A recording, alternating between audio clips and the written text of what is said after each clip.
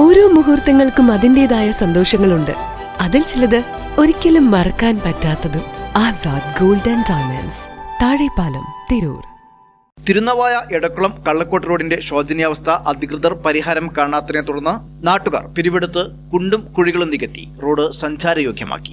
Edakkulam കള്ളക്കാട്ടുകുണ്ട് road മാസങ്ങളായി പൊട്ടിപ്പൊളിഞ്ഞ് കുണ്ടും കുഴികളുമായി കാൽനടയാത്രയ്ക്കും വാഹനയാത്രയ്ക്കും ദുഷ്കരമായിരുന്നു.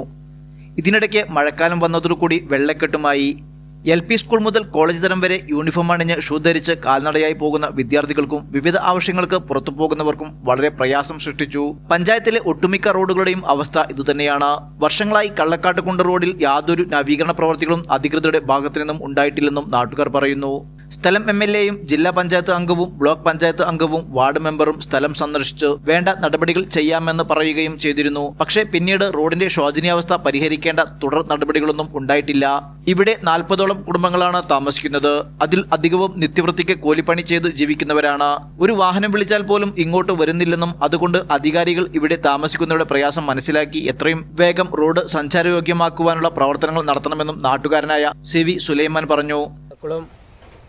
ഈ തെക്കേങ്ങാടി ഭാഗത്ത് ഉൾക്കൊള്ളുന്ന ഞങ്ങളുടെ ഈ ഇപ്പോൾ അറിയപ്പെടുന്നത് കള്ളക്കാട്ടുകുണ്ട് റോഡ് എന്ന ഈ പേരിൽ അറിയപ്പെടുന്ന ഈ റോഡ് കുറേ വർഷങ്ങളായി ഇവിടുത്തെ ജനങ്ങൾ പൈസ പിരിച്ച് 1 ലക്ഷത്തോളം ഏകദേശം പിരിച്ച് എല്ലാ വർഷവും ഇവിടെ ഈ ജോലികൾ കുഴികളടച്ചിട്ടും മറ്റുള്ള ജോലികളും ഇവിടെ ചെയ്തു വരുന്നുണ്ട്. ഇതിലൂടെ ഒരുപാട് യാത്രക്കാരും കുട്ടികളും വയസ്സായവരൊക്കെ പോകുന്ന ഒരു സ്ഥലം കൂടിയാണ് ഇവിടെ. സുരക്ഷിതമായ ഒരു യാത്രാ സൗകര്യം ഇവിടെയില്ല. ഇവിടേക്ക് ഒരു വാഹനങ്ങൾ വിളിച്ചാൽ പോലും വരാത്തൊരു അവസ്ഥയിലാണ് ഇപ്പോൾ ഉള്ളത്. ഏതൊരു വാഹനങ്ങൾ വിളിച്ചാലും ഇങ്ങോട്ടേക്ക് വരില്ല എന്നുള്ള ഒരു വാഹനക്കാരുടെ പരാതിയും കേൾക്കുന്നുണ്ട്. പെട്ടെന്ന് ഇവിടെ 40ഓളം വീടുകളുണ്ട്. ആർക്കെങ്കിലും സുഖമില്ലാതായാൽ ഒരു ഹോസ്പിറ്റലിലേക്ക് കൊണ്ടുപോകാൻ പോലും കഴിയാത്തൊരു അവസ്ഥയിലാണ് ഇപ്പോൾ ഞങ്ങളുള്ളത്. ഇത് ഞങ്ങൾ തന്നെ നേരിട്ട് ഇതിൻ്റെ പണികൾ ഇവിടെ ഉള്ളവരെല്ലാം തീർത്ത് ഇവിടുന്ന് പൈസ എല്ലാം പിരിച്ച് എല്ലാം ഞങ്ങളാണ് വർഷം ചെയ്യുന്നത്. അധികാരികൾ ഒന്ന് കണ്ണ് തുറക്കുകയാണെങ്കിൽ ഇതിനൊക്കെ ഒരു ശാശ്വത പരിഹാരമുണ്ടാകും. ഇതിൻ്റെ ഏതാനും ഒരു മാസം മുമ്പ് ഞങ്ങൾ വായ നട്ടിട്ടും ഇവിടെയുള്ള ജനങ്ങൾ മുഴുവനും ഇതിനെതിരെ പ്രതിഷേധിച്ചിട്ടും യാതൊരു നടപടിയും ആരും സ്വീകരിച്ചിട്ടില്ല.